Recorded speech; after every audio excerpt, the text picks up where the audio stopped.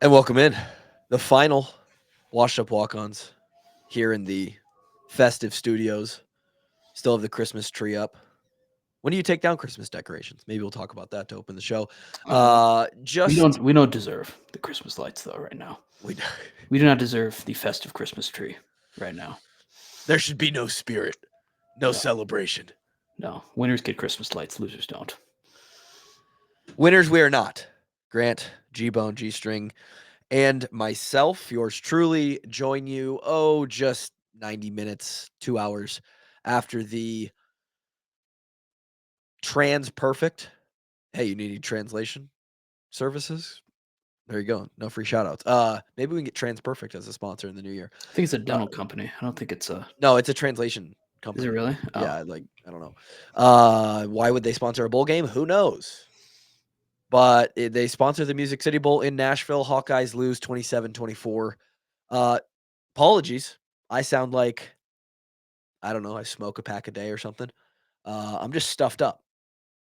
Little Kin Diesel has had just a runny nose, just draining from her head the last few days, and then I finally got it. So I feel fine, but I sound like I have chopsticks just shoved up both nostrils. So you're gonna get deep voice Tyler today. Feels like this feels a little foreign almost, Grant. We've taken this holiday season and it's been a little slower, more time with the family, more time away from the podcast, a little bit less content. sure. How you been? I've been doing good. I mean, it's a tough last 48 hours of football. Very disappointing. Tough time right now. It's supposed to be the happiest time of the year. It's what I was sold on. And Christmas is great, but outside of that, it has been sports wise. It's been nothing but misery lately. So It's what I was sold nothing to on. it's nothing to smile about. They So they told me that it was the best time of year. that's what I was told. I can't handle I was like, why last 48 hours? And then I remembered. Nah, Cincinnati Broncos game. Yeah, that also sucked. Tough one. That was tough. Yeah. Christmas good to you? Yeah, I mean, yeah, I think so. Yeah, I mean, I don't know, just nice to see my family and all. What about yourself? It was great. It I'm was sorry, great. I'm just distracted by football right now. You're just I'm you're not. just I'm are you sorry. are you in Normally, shambles? normally I'm more of a joyful person. I'm sorry. I can't. Please tell me about your Christmas though. Ruined the football gods have scrooged Grant's holiday season, the end of 2025. My Christmas season has been great. When was it? Yesterday? 2 days ago? No. Yeah, 2 days ago. Wrapped up my 5th and final what I would call Christmas, like an actual sit down, unwrap gifts, maybe 4 and a half. One of those was like the first ever Christmas with Kin Dog, where we like bring her down. She's got gifts and she actually understands it and can open gifts. Her birthday is almost Christmas, so she's 2 years old exactly. And so I would count that as like a half Christmas. We had 4 other Christmases that we traveled to. The last one we hosted. I was at our house on Saturday, and we got a lot of good things. A lot of, we're very blessed, very grateful. Got a lot of gifts that nobody cares about. Probably the best gift I got was a pair of shoes, a pair of nice workout shoes, lifting shoes, expensive. Those are a game changer though. Like those are for the like if you get a nice pair of those, it can do a lot for you. So Yeah, they're good. They're real nice. And for as much as working out as I do, I should probably have them. They definitely help you out and add a few pounds to your lifts. I got a lot of other great gifts as well. As I said on the podcast before this, Christmas looks a little different, feels a little different. It's more about the kid now, as it should be. of course, yeah. She got just unlimited gifts, like so many gifts that a 2-year-old forgets the gifts that she was given, and then like she'll come downstairs and be like, "Oh my god, I forgot," and it's just like she gets it all over again, which is great. She got a playhouse, she got all new kinds of coloring books and toys. It was fantastic. So it was a good Christmas around the Kluver household. Wish Kevin Ward was joining us today. He's not. Plenty of invitation, plenty of forewarning for this podcast, but we'll get him in the new year, or we won't. Who knows? Tough one though. On the 30th here of December, I was Yeah. hoping. We were hoping for one more gift, and that was a Hawkeye Bowl win against the Missouri Tigers, and it didn't happen. No, It it didn't didn't. happen. What are your initial thoughts Yeah, coming I off mean, of the game today? I don't know. Bowl games are kind of weird in the sense of, like not everyone's full rostered, right? And then that's like, I don't know. I don't really.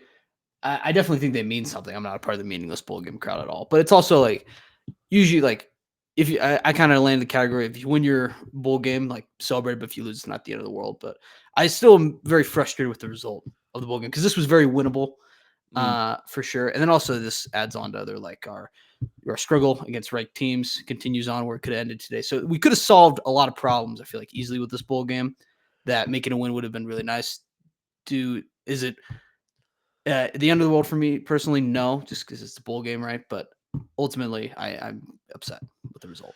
I like your assessment there. I think I agree in the sense that they mean something, but they mean less than they used to.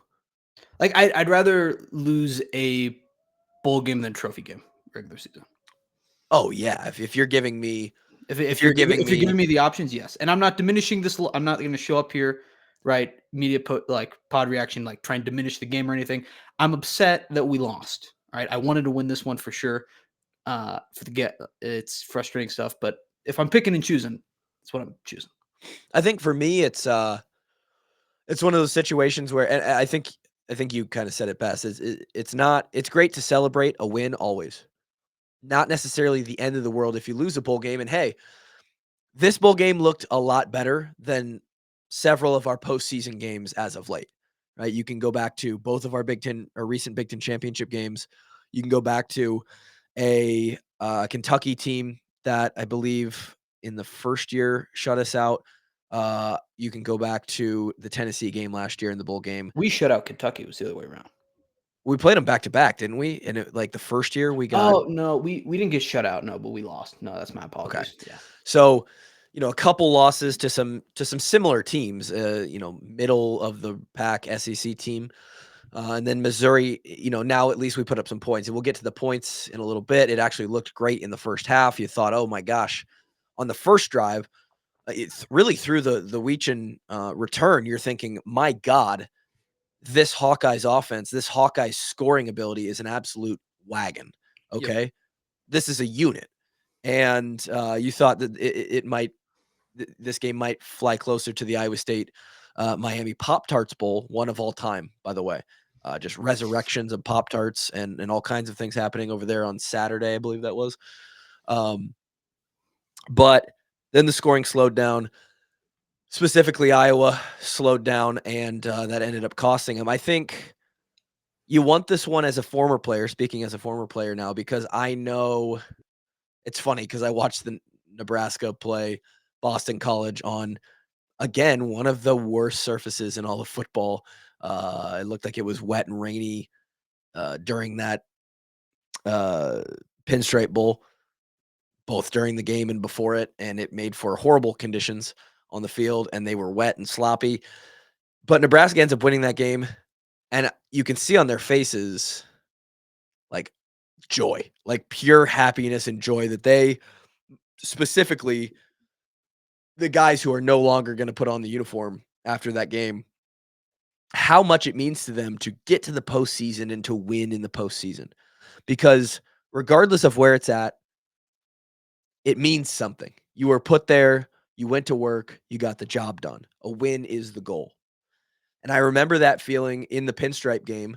We, in my tenure, Kevin and I's tenure, had gone 0-4-4. We went to the what used to be the Outback Bowl, RIP, and we got beat narrowly by a good LSU team.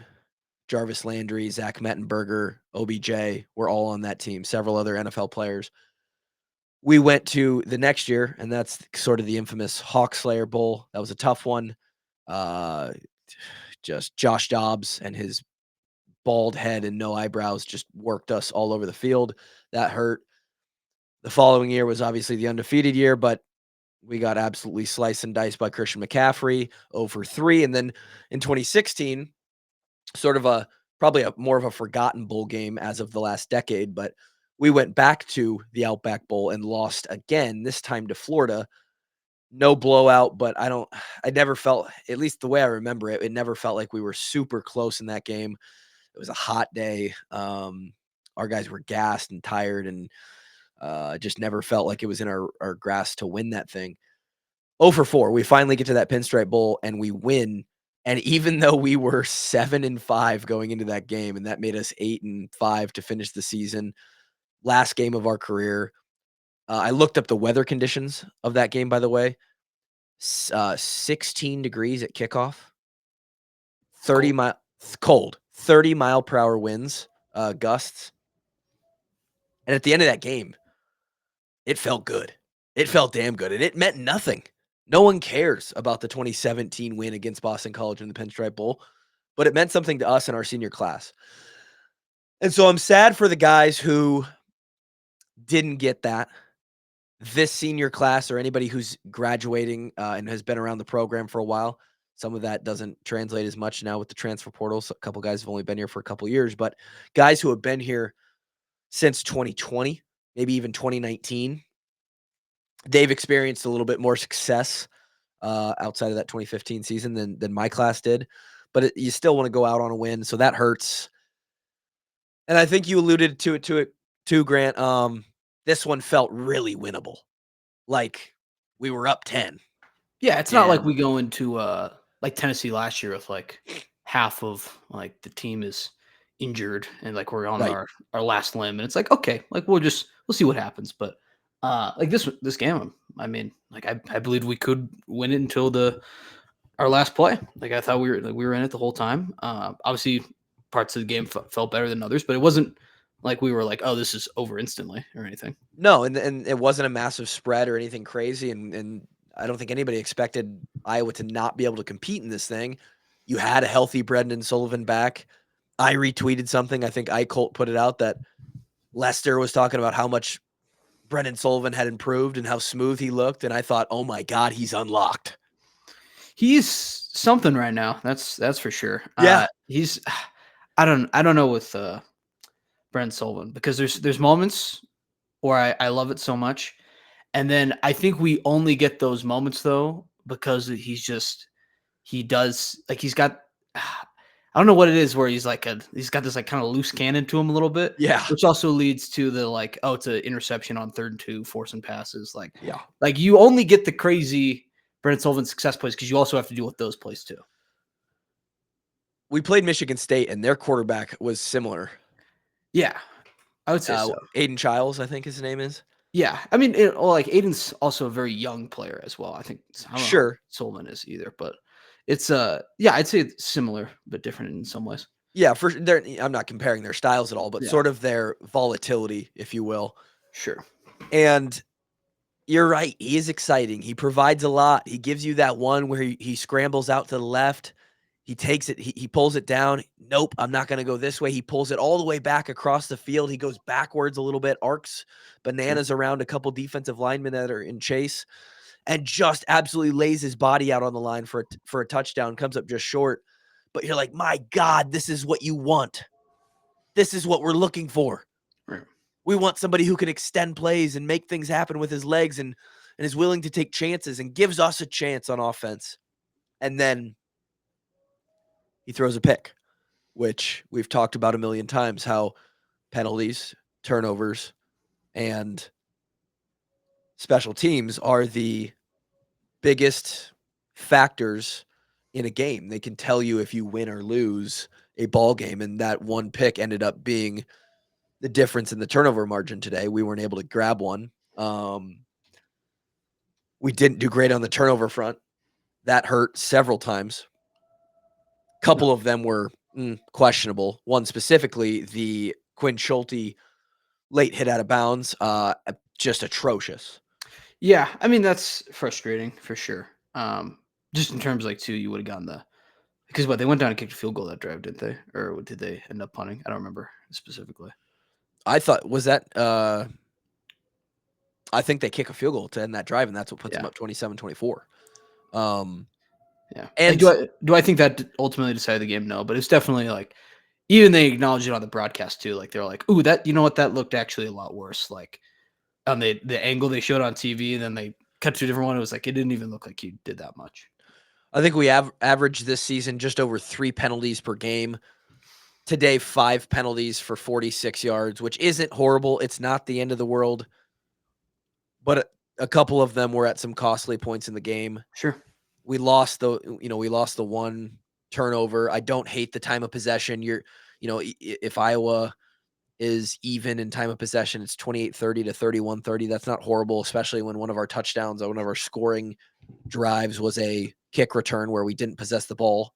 That changes in that sense. So, and then you look at Brendan Sullivan, who was 14 of 18 for 131 yards, 1 touchdown, 1 pick.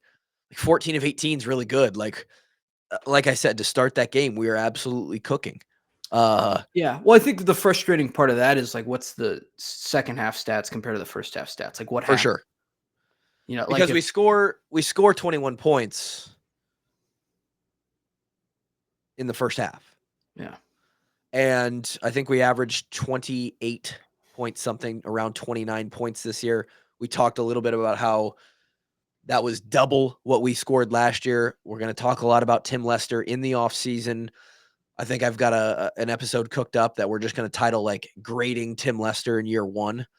And we'll kind of look back and see, what this offense was able to do and what Tim Lester was able to do himself, analyze a little bit of what he said in the media, and just have a fun episode just about Coach Lester in general. But when you only score 3 points in the second half, that's an issue. yeah, it's not going to win a ton of games. Missouri is a team, and even without, their great receiver, I think they even had a tackle out, maybe even a running back out. So they had a couple guys out. Like, this was not a full strength Missouri team by any means, but that quarterback, fittingly, ironically, was cooking us, and his last name is Cook. Yeah. And we had no answer for him. He ran all over. A lot of third downs, second or third downs, he would pull it and just take it. And for as big and athletic as he is quick too. He can run. And he ended the game with 54 yards rushing, 14 carries for 54 yards. It felt worse than that, to be honest. It felt like he had a lot more. We also really couldn't defend his throwing. Like, they were Tough day for the secondary. we were Tough getting outing. picked apart by, and this kind of goes back to what you said in your first statement, is this just isn't a team that we're accustomed to necessarily. This game in general is maybe a microcosm of what this team has been for about the last 3.5 years. There's a turning point right now in Iowa football, and this is no doomsday report. This isn't an autopsy here, but we're closing the chapter on Iowa football 2024, and there's a lot of good things. Like, I think as a Hawkeye fan, there is a lot, and that's what I'll leave you with today when we wrap this up, whenever we do, is there's a lot of things to be excited about. And we're entering the season of hope and potential and what could be. That is the off season, and it's fun. And there's a lot of that around Tim Lester and who we might bring in and what the offense could be, and a lot of people stepping into new positions. There's a lot of that. I don't by any means think that this team is going in the wrong direction. I think we're going in the right direction. But over the last 3.5 years, we have taken a big step back overall, had a couple elite defenses in there. And the turning point was really that Penn State game in 2021, one of the best days in Kinnick ever. A top 5 matchup inside Kinnick Stadium. One that we were both there for, Grant, weren't we? You were there? I was there. I don't know if you were there. I was there. I don't think I knew you at the time. No, we didn't, but we were both there. Yeah. I remember you saying that. Kevin was there. That was one of the best games in Iowa in Kinnick history. It may be a little bit hollow with how that team ended up finishing and really what transpired the next week and the weeks after that. But ever since that day, we are 0 against ranked teams. That's not good. Yeah, it's not great. We have, they put up the stat earlier this year when it happened against Iowa State, but for a very, very long time, Iowa football if we got up by 8 points, our record was like 72-6. Yeah, someone put it up today too. That and then there were like we've had 3 And we've blown had leads 3 this season. blown leads of that or more Yeah, this year alone. crazy. Like astronomically against what our average is, what the mean Mhm. is for Iowa football. Yeah, so it's Iowa ends 2024 going 6-3 in games where they led by at least 8 points before, where they were 71 and they were before they were 71 out of 73. So Oh my god, it's even worse. That I mean, 70 some games where you've led by 8 or more and you've only lost 2 of those and then you lose 3 of them in a single I mean, that's something's up there, right? yeah, no, yeah, And for sure. something's up with not being able to beat ranked teams. That's not something you do. We had a couple marquee wins, obviously 2016 Michigan, 2017 Ohio State were the big ones, but we beat a handful of ranked teams. When Wisconsin was ranked, I think they were ranked when we went into Madison and beat them in 15. There were several other teams on the schedule that we were able to knock off in my 5 years there. It never felt like it was out of grasp. And even then, between 2017 and really 2021, when we beat Penn State, plenty of ranked wins Yeah, in that 4 or 5 year span. But for some reason, in the last 3 seasons, we're now a full 3 seasons, 2022, 2023, and 2024. We have not beaten a single ranked team on our schedule. Right now, if we go into a Saturday and there's a number by the team we're playing, the odds are very bad. Like we're not winning that game, and we yeah. have to turn that around. I mean, in our defense, like like the games are so like we Missouri. It's number 3 Ohio State, number 19 Missouri, number 7 Penn State, number 2 Michigan, number 21 Tennessee bowl game, number 4 Michigan, number 2 Ohio State, number 2 Michigan, and then that bowl game versus Kentucky. Like there's a lot of top 5, top 10 on there. There's a few top 5, top 10s in It's there, but still 0-9 against ranked teams. Still tough stats. Not good. I'm not defending it, but I'm also like there's a lot of those is like it could easily be 0-9 versus ranked as well, which is or versus top 10 teams, which is still not good, by the way. Still not great. But you got to you find get what one I'm or two of saying? them, Yeah. you know? And because that's going to be the issue. We're going to move on to next year. And if we're hoping to just not play any more ranked teams, like, hey, if we win games, it's got to be against Oh, non-ranked teams. we got Oregon and Penn State back-to-back weeks. Yeah. Indiana, who knows what they'll be? They're coming to town as well. I'm gonna say they'll be ranked. So I'll make a claim. December so 30th. we better figure out how to win at least some against some ranked opponents. We got to figure it out. And I don't know the answer. I don't know if there's it's hard to say, oh, it's just a culture. Like it's gotten a little softer, whatever. Since Doyle, you can plug and play whatever excuse you want, but the numbers don't lie. We haven't beat a ranked team in 3.5 years. 100%. Yep. We are blowing leads that are almost no doubters. Like Iowa gets before this year, 72-3 or 72-2 when they're up 8. That means if Iowa gets up 8, you're basically printing money. If you just at that point make an in-game bet on the money line Iowa Hawkeyes, they win the game, you're printing. Sure. This year, not so much. So I don't know what the answer is.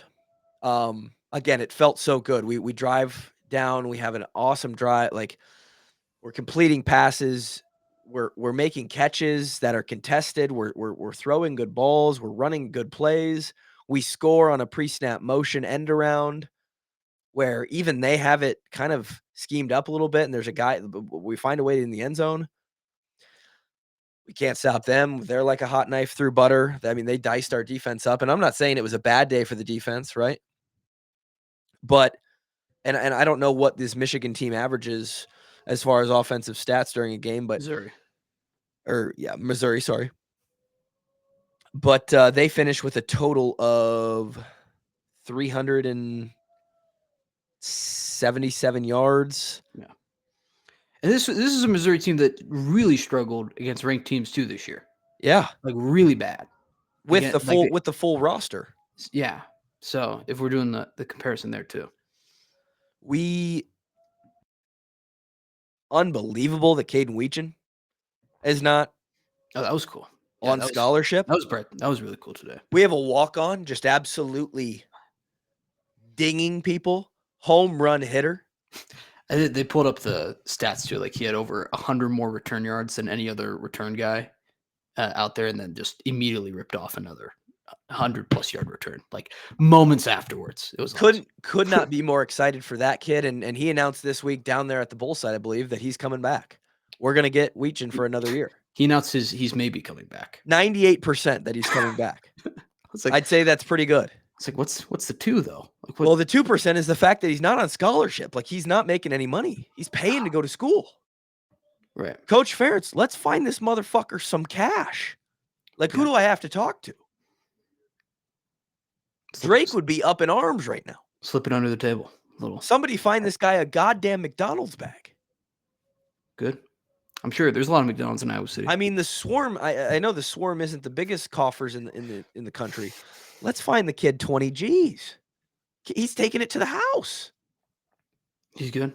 We got to keep him around. It sounds like he's sticking around. That's good, along with a lot of other guys that are sticking around.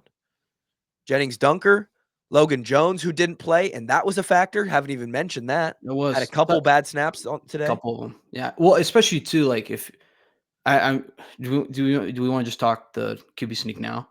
Ugh. Okay. Because I don't think it's all on Brendan Sullivan, if I'm being honest. And by the way, the whole like their offsides thing on that, by the way, like we still messed that play up. Like they lined up incorrectly, but we still messed the play up. Tell me I'm wrong. If Brendan just goes forward, and I mean he's the guy dives right over the line, but if he just is underneath him and he's just falling forward, we get that first down. You're at least putting the ref in a tougher position to spot the ball even than running backwards. Running backwards and then directly into some guy who's unblocked off the edge. Yeah, what's the one of their? I think it was a safety made a great play, like jumping over our line, but it felt like we didn't get any push there. If Brendan, I know the guy jumped right over the center, and like, yeah, if he tries to stay high, he connects with him. If Brendan just gets low, falls at an angle that our offensive line won enough. They won enough on that play for us to get that first down, and Sully just goes the other way. You think? Yeah. I don't know. That was tough though. It didn't seem like we were ready either. Like we were what? It didn't seem like we were ready on that play. No, it seemed like people were like, "Oh shoot, the ball got snapped." Like what happened? And I think that play almost acts as a representative of like how this whole season has gone. Like I understand, like there is just going to be not an asterisk, but like this clarifier of like, we were in the first year of an OC. We didn't have a steady quarterback all season long. At a lot of the time this year when we're running out there on offense, we just don't have a lot of really strong direction. We don't have a single leader out there that's like you could tell when you watch Missouri play, that Cook guy, he's leading that offense. Yeah, he's been the guy for 2 years now. He's got an identity. He's the leader out there. He's the captain. We don't have that. Iowa football, Iowa offense right now, not in a place. And now after this game, Iowa defense is going to be lacking too. We both sides of the football for us are currently in a spot where we don't have a strong go-to guy who is like going to will that side of the ball to success. We don't have it. I like what Sullivan has given to us.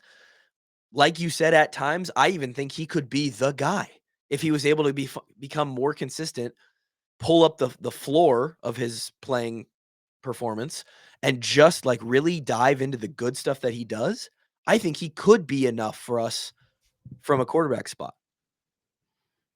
But we got to have somebody that, when the going gets tough and it starts to get a little gritty out there, people turn to somebody in the huddle and somebody puts their fucking foot down and says, "This is where we're going, boys." Sure. No, I totally agree. I think that's just the model of like, especially in college football, like we're the best teams out there are like super consistent at the key position of the quarterback. I mean, KF said it all the time. If you want to play great, your best players have to play their best. Yeah. And that's what Brady Cook did.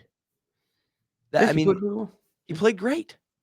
Mm-hmm. And we gave him a lot. And God, it felt not great, not as much despair as we've felt in the past. Like I think maybe the lowest point was when Cooper's Minnesota punt return gets called back, and all we need is 12 yards, and we're in field goal range, and every single person yeah, that was the everybody in the lowest point. stadium is sitting there, and we're at the 50 fucking yard line, and everyone's like, "We're cooked. Well, There's no way." if we just kneeled the ball every We play, that game we would have won. I if it Like, would be better right now if we somehow had the defense out on the field to get us 10 like, that's literally where we were offensively. We are miles ahead of that this year. oh, But when yeah. we were I but saw a when tweet today that was, I was like, "Oh my gosh, we've come so far." It was, someone tweeted out, I retweeted it because they said, "Oh, I gotta pull it up." It was, "Oh, nice. Iowa's QB just turned into Johnny Football. Love it here." I was like, "We're Yeah. here. We made It's like it." people are, like, scared and worried, like because we can actually do stuff on offense, but the problem is, like, that punter gifted us field position to go and win that game, or at least tie the damn thing. Drew Mhm. Stevens is money, Yeah. and No, we we were right fuck it there. up. The first play, we go back 18 yards or Can't 13 do that. yards. Can't do that. What are we doing? Well, and also, I mean, oh, jeez, like, and, Sullivan did make a good throw, and, like, Jacob Gill, I thought, was actually having a great game, but Oh my you god, and he gotta catch drops that. that ball. You gotta catch it. Multiple we And lost this game. he knows that too, and it's Yeah, not he like knew it it's immediately. that's not like a groundbreaking take from me I being want like, everybody Jacob to Gill's know gotta how catch many it. how many Like, simple he balls knows. get thrown and dropped like that on a week in, week out basis in college football, and then it makes me feel ever so much better about me catching the ball that Rastetter threw to me and be like, "Yeah, I caught that thing." You know how many people drop way easier passes than this? Um, we lost that game. The Jacob Gill drop, the first play after they give us unbelievable field position, which then we recover from with an awesome little, like, throw to, um, Washington. He gets us all the way up to a 3rd and 4, a 3rd and manageable. He had a solid game. He had a solid game.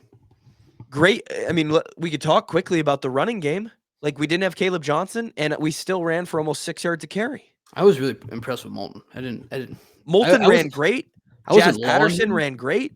I wasn't low on him by any means, but I was like, "Oh, shoot." I think we're I know we're he had that in fine. him already. Yeah. We are fine in the running back room. We have horses, and we can run. The line played great as far as the rushing attack goes, but we just do not have a spot to go. We don't have a lot of direction, identity offensively. And when you don't have that, things just sort of fall apart. There's not that glue that keeps it together for 60 minutes, and that's where we were. And we didn't have a thing in that second half. We had a great field goal op by the squad. They put us at 24.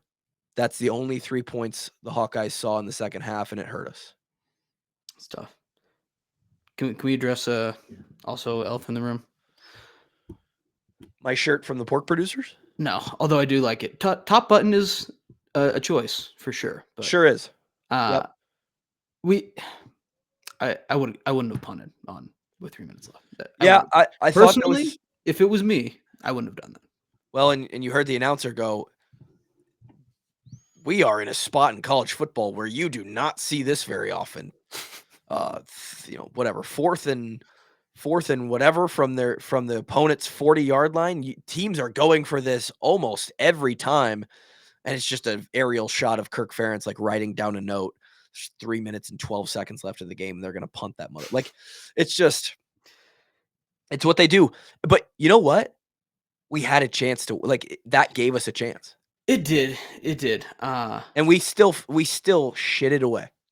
Yeah. I don't know what I don't really love the analytics stuff too of like I feel like every fourth down you see, I feel like the analytics it's always says go for it. Like the Every time. NFL, they know Every whatever the single next time. shed stats. I'm like, what are what has the analytics ever said to not go for it? Or they always tell you anyway. But my Maybe.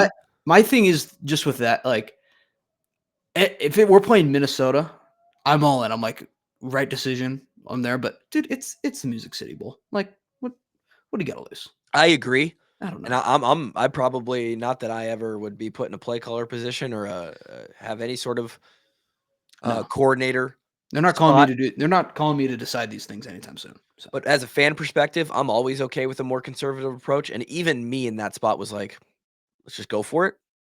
Like, go for it. You know? yeah.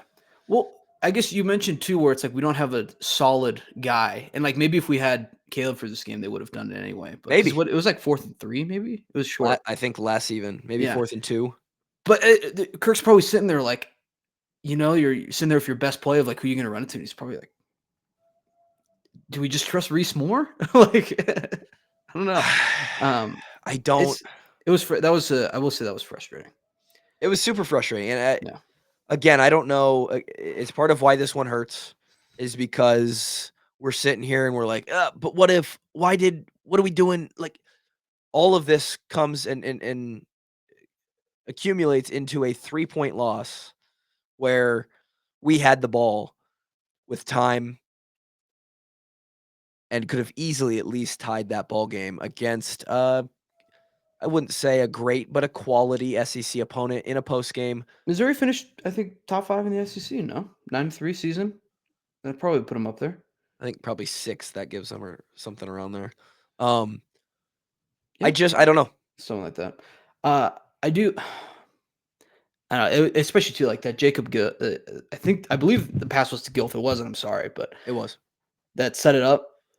He's like a body turn away from that being a first down too, which stinks. And like even then, you just like run the ball a couple more times, we might be in field goal range. Like we're close. So it was frustrating. In the end, it's a bowl game.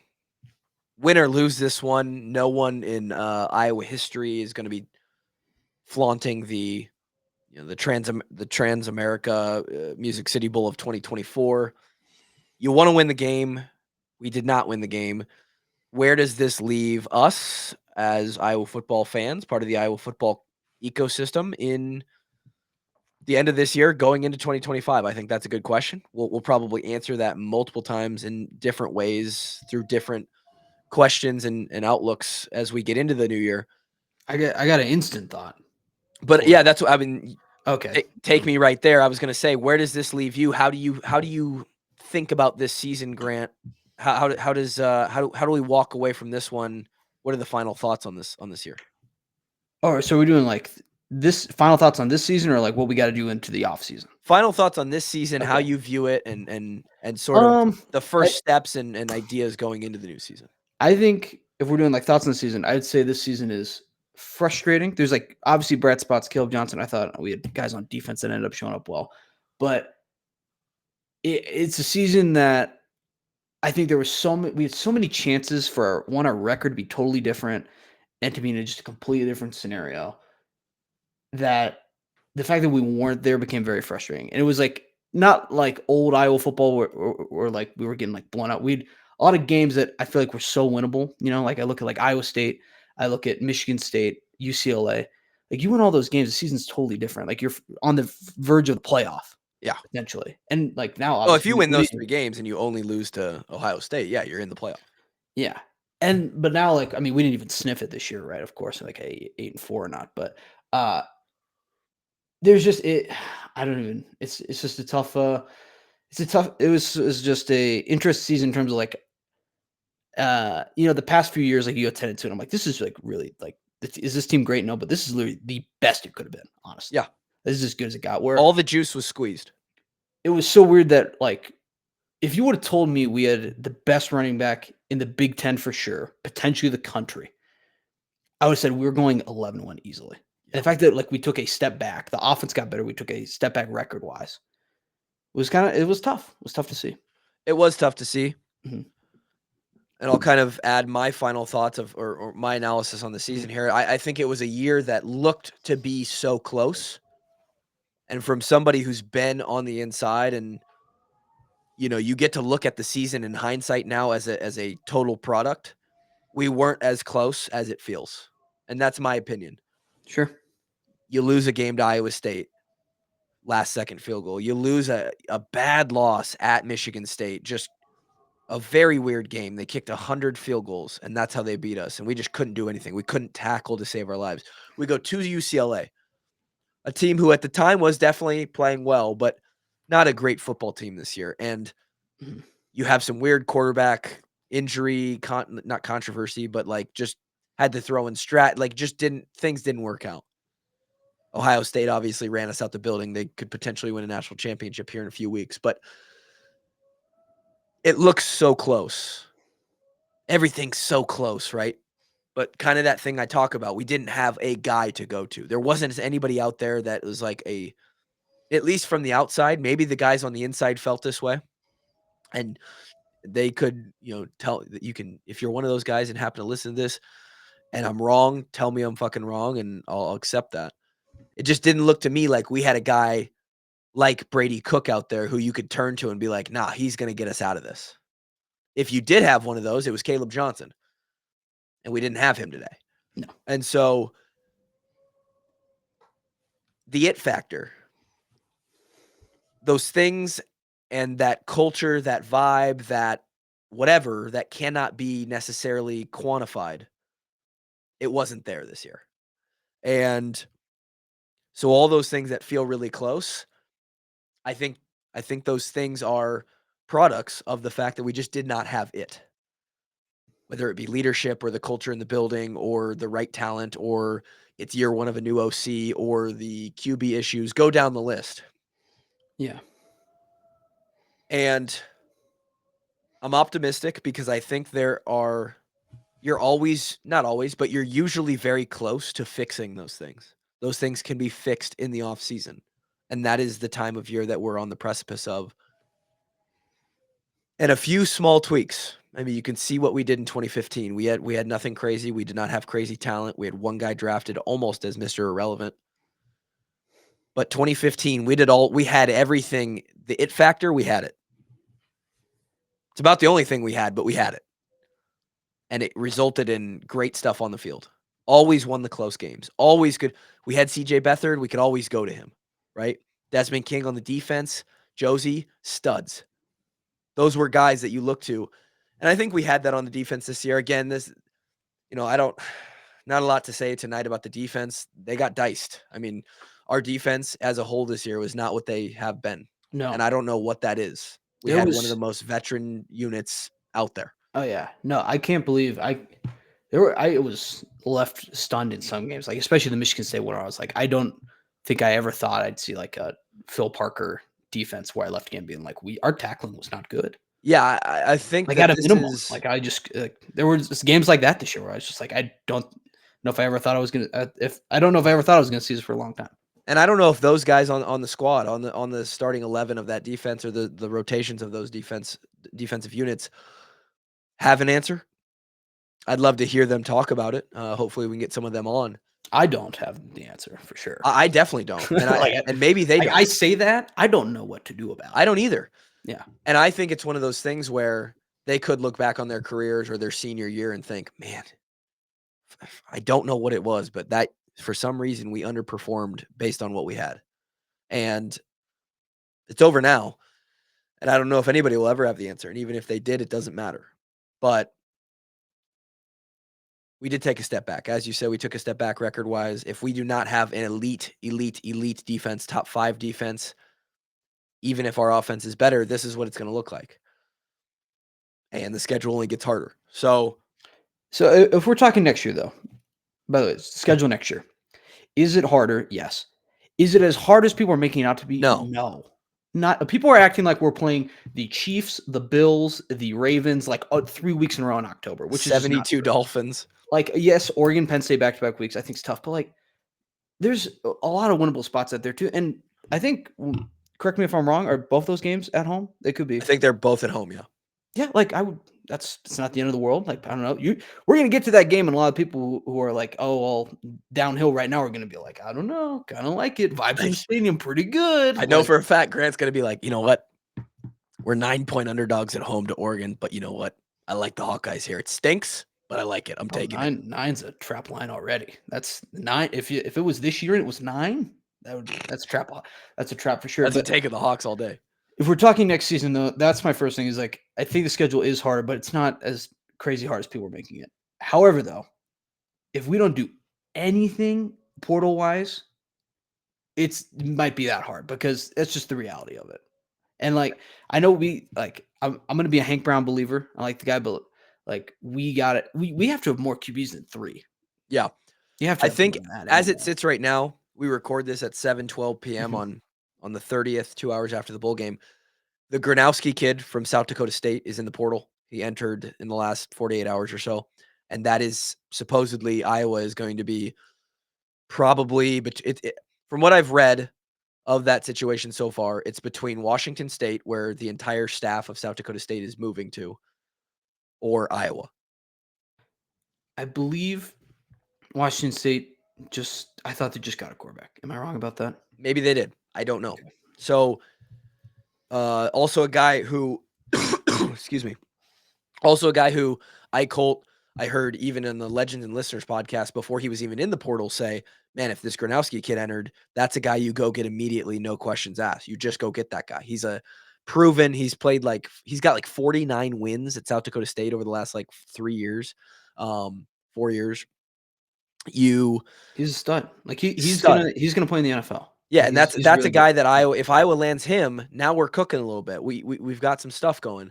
Mhm. You're right. We're gonna continue to do portal episodes because that thing's gonna be hot this offseason, and who knows who we grab and who ends up leaving Iowa. Um, but you're right. There's a lot of things to do. In my mind, Tyler Kluver's opinion, the first things you do is you rest up, you take advantage of that Christmas break, and when these guys get back on campus, th- there's going to be some serious looking around the room. Uh, these guys are all going to come in on the first few days, and they're going to get into some hard conditioning, and they're going to start lifting heavy. And there needs to be some people who step up and, quite frankly, who puts a little bit of fear into their teammates. The kind of fear that I talk about when I reference um, James Morris, or even the kind of fear that maybe Josie Jewell would have put into somebody our senior year. A young guy who's like, oh my God, I do not want to mess up. I'm going to give my absolute best in every aspect of being a Division I athlete so that I don't let my teammates down. There has to be a go-to guy on both sides of the ball, maybe several. They have to establish the culture immediately. And that's where it has to start. And I know not a lot of that is seen on the outside. And there's always guys waiting in the wings. There's always those dudes.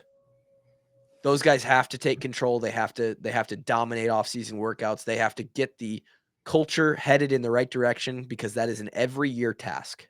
You have to reset that when the old guys leave. Jay Higgins is going to be gone. Nick Jackson's going to be gone. There has to be somebody who all the guys look to and say, that's our fucking commander in chief right there. And so from there, then they have to have a great spring ball and a lot of stuff that we'll talk about later on. But that's where I think this team goes and the thing they have to establish first. Obviously, Yeah. the coaching staff has a whole other issue of getting this roster built to have the right talent on the field as well. And I, trust that that is happening Mhm. to the best of their ability because these guys want to win games. Promise you that. For sure.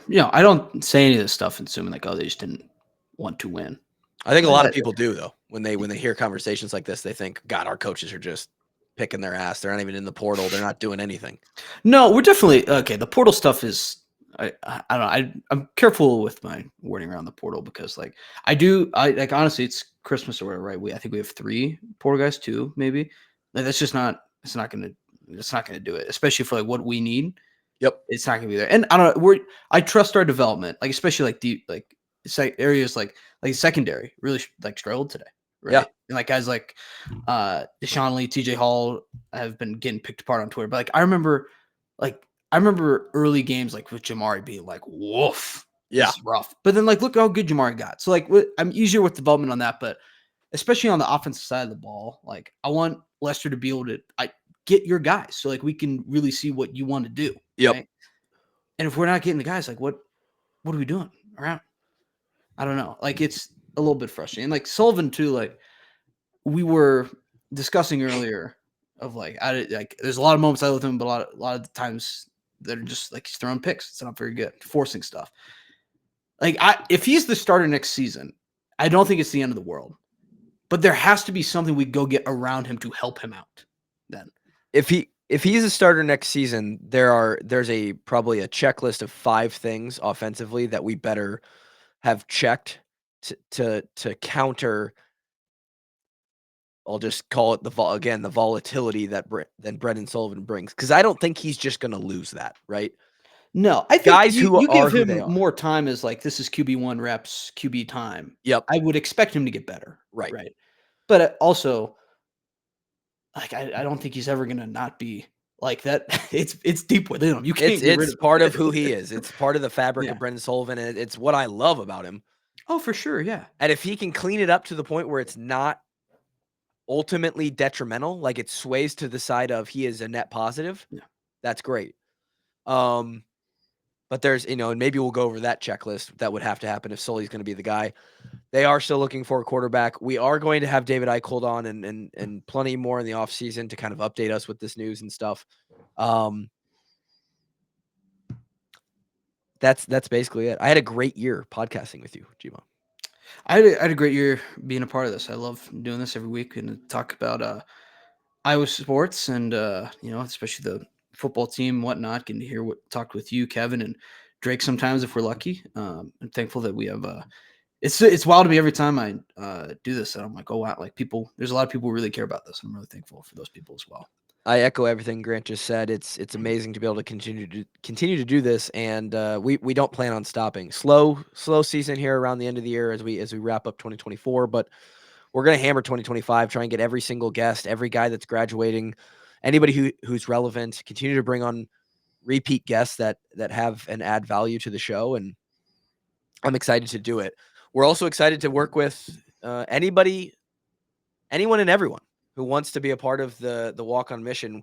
I'll tell you this, as a potential sponsor, or maybe you want someone to sponsor this show, the pork producers here on my shirt are one of those people. Washington County pork producers. We've worked with them in the past. We're not currently working with them, but they sent me the shirt and I actually wore it around an entire day. It is a button-up short sleeve. See that? Columbia makes great shirts. Columbia button-up short sleeve, and I wore it around. And to be honest, I kind of look like a mechanic in it. It's like a fishing shirt. That's a shirt you go Yes, fishing. Yeah, a little bit. And my wife made fun of me the entire day that this arrived, and I wore it around the house. And I said, I don't care. The pork producers have been a great partner of ours. We hope to work with them and continue to in the future. And we want to bring on a whole bunch of new fun partners to help us continue to make this show. Financially, there is a way that the back end of this stuff has to work. But we are a high converting audience, and any sponsor is always going to get more than what they pay for around here. So, can I get one thing off my chest before we end the show? absolutely. It's portal time, right? Yep. There's a lot of discussion going on Twitter, I'm sure on Facebook. I'm not really on there. I'm sure, and all the spheres. There's a lot of talk going on about the swarm. Yeah. All right. Brad's our friend. We love Brad. Right. Brad's He'll be working back hard, on too. Here's my thing. All right. Is donating to the swarm for everyone? No. Like, please feed your child before you donate to the NIL fund. Like, that is more important. All right. But I don't think just like actively being like this swarm stinks does any good. I'm just gonna say that. Like, I don't know. Like, donate to it if you want to. Like, no one's forcing you to donate, right? But I don't like it, right? But ultimately, the NIL world is that like the swarm is so incredibly important to Iowa's success right now in all sports and especially in football. Like, we gotta do it. Get ready for a big year of 2025. Everybody involved. We will see you there. We can't wait to pump out the content for you lovely fans and listeners. We'll catch you in the new year. See you then.